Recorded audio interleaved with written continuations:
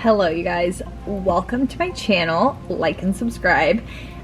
Today I wanted to talk to you guys about the tips about coming to vacation in Bora Bora. Okay, these are what I've experienced. I'm actually here right now. I'm looking here, you guys, just look at my view. I'm looking out onto all the bungalows and the ocean right here right now, and I was like, what better time to tell you guys these tips than while I'm in Bora Bora. So before coming, I definitely read a lot of travel blogs and watched travel vlogs about coming to Bora Bora, and you see a lot of different things, but you guys, this is, as of November 2019, what I think is the best tips from coming to Bora Bora, because some of them were old, honestly. I mean, there was some I was reading that was dated in just the early 2000s. So I think this list will be the best, and I hope you guys enjoy. I have about 1, 2, 3, 4, 5, 6, 7, 8 tips here for you guys, and sorry I wrote them on a piece of paper, but that'll just help keep my list, you know, good to go. I want to give you a little background. We are here on our honeymoon. We are staying at the Intercontinental Le Moana Resort, and yeah, it's just me and my husband. So, and we just have I actually think there's only one type of room at this resort from what I've seen, but we're just in a normal bungalow, 1 bedroom, 1 bathroom situation with a balcony, and we are in an over the water bungalow, so there are like on the beach bungalows as well. But yeah, so that's my experience. We are here for 5 nights, 6 days.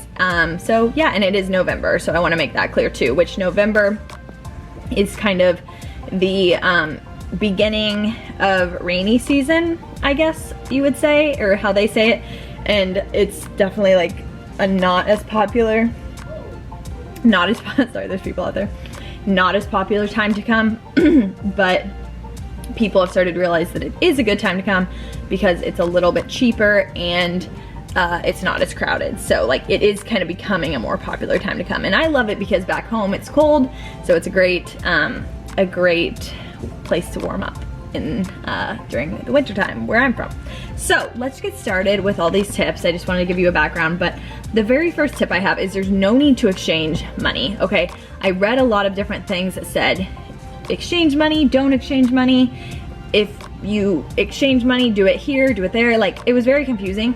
So far, being at the resort and even going around to a few restaurants outside of the resort, we have not had to have any cash. I will say, however, some places, like at some little grocery stores, they might accept credit card, but the limit is like $20, or if they accept cash, they will give you back change in their currency.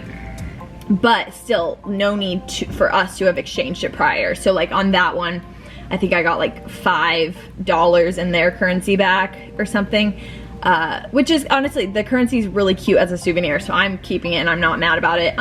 But yeah, so far, other than that, we've been able to use credit card and been good to go on all that. So honestly, I would not worry about exchanging money or anything like that. So first tip. Second tip, sunscreen and aloe vera, bring it. Okay, we literally got burnt the very first 30 minutes we were here. And I had sunscreen. I brought a lot of sunscreen, but aloe vera was kind of a last minute purchase because I honestly don't use aloe vera too often, but I brought it, and my husband has literally used the entire bottle since we've been here. Like, he's been obsessed with it, and it was literally a last minute. I bought it 2 days before my wedding. So yeah, it's been good. So definitely bring that because I know it's more expensive here. And it does take up some room on your, I mean, we brought probably like 5 big things of sunscreen, like spray bottles, and we've used 3 of them so far. And I mean, if your suitcase is really too full, you can leave a sunscreen and, you know, you're out maybe $5, but it's better to have it here than spend, I don't even know how much it is here, but it's definitely more expensive. So bring sunscreen and bring aloe vera. The next tip I have on my list is, I just wanted to kind of speak on this. Bring some books, okay, or something. I read a phrase on one blog, and it said it's called Bora Bora boring, and while I don't think it's boring per se, it definitely, there's not a ton to do. Like, if you're looking for a nightlife scene, there's really not much. There's a few restaurants that kind of have a lounge you can kind of chill in, but there's definitely no clubs, and I mean, we're here on a romantic vacation, so it's not like we're trying to go clubbing or anything, but it definitely is. I've almost read an entire book in 2 days, and Wes has read a book, so there's a lot of time to read. So, you know, I wouldn't necessarily say that it's boring, but like, just come prepared to bring something. I've heard cards. I downloaded a few movies before I came here. So just be prepared that it's not gonna be like Cancun, Mexico, you know, clubbing every night or something like that. But it is very serene and I love it. It's great to relax. So just wanted to give you a heads up on that. And I don't think I would call it Bora Bora boring, but it's, I can see how somebody might say that if they're looking for a little more nightlife situation. But bring a book or something to do. Another tip, when you're coming into Bora Bora on plane, you want to sit on the left side of the plane, okay? So I read it in a blog, but I couldn't remember it. So when I got on the plane, I asked the flight attendant, I was like, what side of the plane do I sit on? And he's like, the left. I was like, okay. And it's so true, because that's the side that you fly in on, and it's gorgeous. Like, honestly, the flight in is one of like the highlights of the trip, because it's just so beautiful. The water is insane. Like, it's amazing. So sit on the left side of the plane, okay? Another thing, if you do like to party, buy your alcohol in the duty-free area of the Papeete airport, okay? So there's a duty-free store there to buy your alcohol, which is perfect, because the alcohol at the resorts is definitely pricey. I mean, there is a happy hour situation, but even that, the drinks were, you know, typical resort drinks, but like $18 for a cocktail. And then I actually got a margarita yesterday at another resort, and it was $25, $26, so they're definitely pricey. And they encourage you to bring alcohol here. I mean, even in the room, there's like a wine cork and everything, so that's totally normal to do. So if you like alcohol, buy some in the duty free. Maybe some wine, some champagne. My husband bought some like whiskey, so do that. We got a few more here. The next one, bring water shoes. Okay, this is weird, but bring them, because it's very like, there's a lot of reefs, and like the water is very clear so you can see, but there's still a lot of rocks and stuff. And like, I kind of forced my husband to buy some, and he's loved them. Like, he hasn't taken them off. We just bought I'll show you guys here.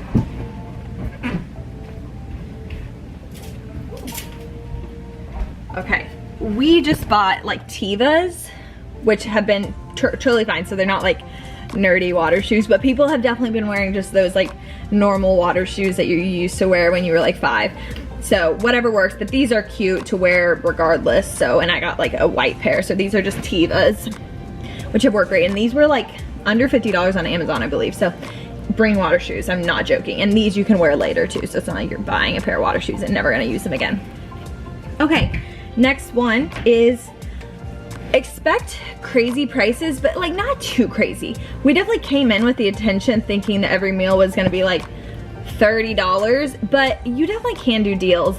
For instance, we have a free breakfast buffet with our hotel package, which is definitely good. I would recommend that 100%. So that's free. And then lunches we've been splitting, and they've been splitting perfectly fine. There hasn't been any like extra charge on that or anything.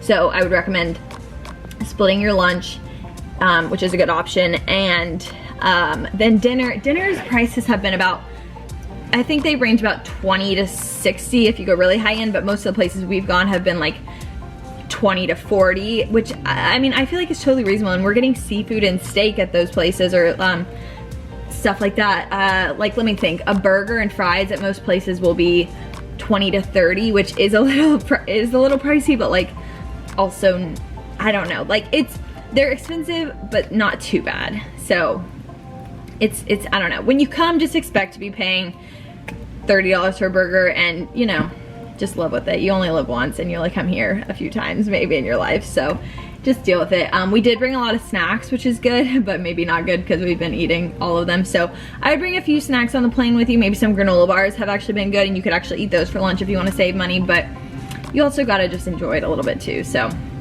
yeah, I would expect crazy, but it hasn't been as crazy as I thought, you know. And we haven't even, like, if you really want to save money, there's more ways too. Like I said, you could bring a granola bar for lunch and then maybe even like split a dinner. That might be a lot, I don't know. But you know, there's ways to work it if you're really trying to save money on food. So just keep that in mind. Sorry, I hope that was helpful.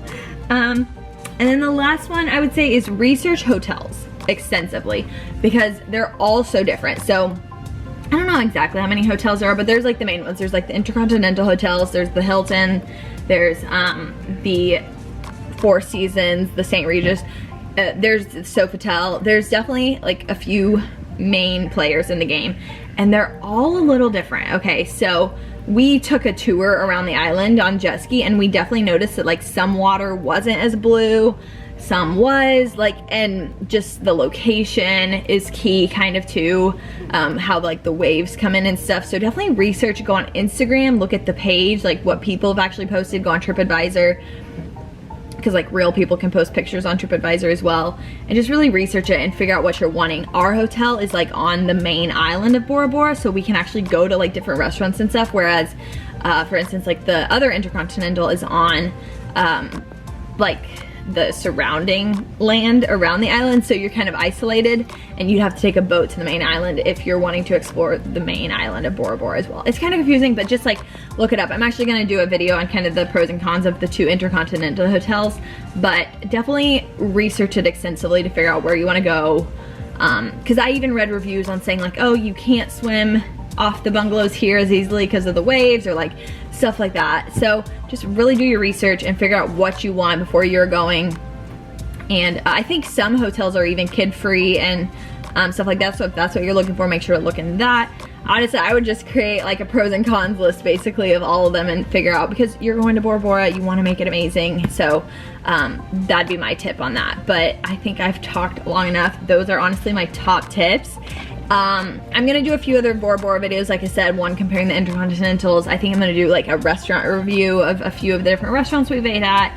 And yeah, so I hope you guys enjoyed this. If you guys have any questions or anything, please comment below. I'd love to answer them. I feel like I have a pretty good grasp on the situation here, and I love it. It's beautiful. It's so beautiful. And one other tip, if you come to Bora Bora, stay on an over-the-water bungalow. There are beach bungalows. I feel like those you can go anywhere, but the over-the-water bungalow is why you come here. So if you don't think you have enough money, or don't want to stay in an over-water bungalow, save some money and just go to the Caribbean or Hawaii or something like that. Those places are beautiful too, so don't get me wrong, but that's just my advice. I would just save up until you can stay in an over-the-water bungalow. So yeah, but do your research, you guys will be fine. It's amazing and we love it so far. So yeah, okay, well thank you guys for watching, and like and subscribe. Bye. Oh, I'll send you off with a little, here, we'll go see the view here real fast. It's beautiful. Sorry if the light is crazy. Okay, there's the view, folks. She is beautiful.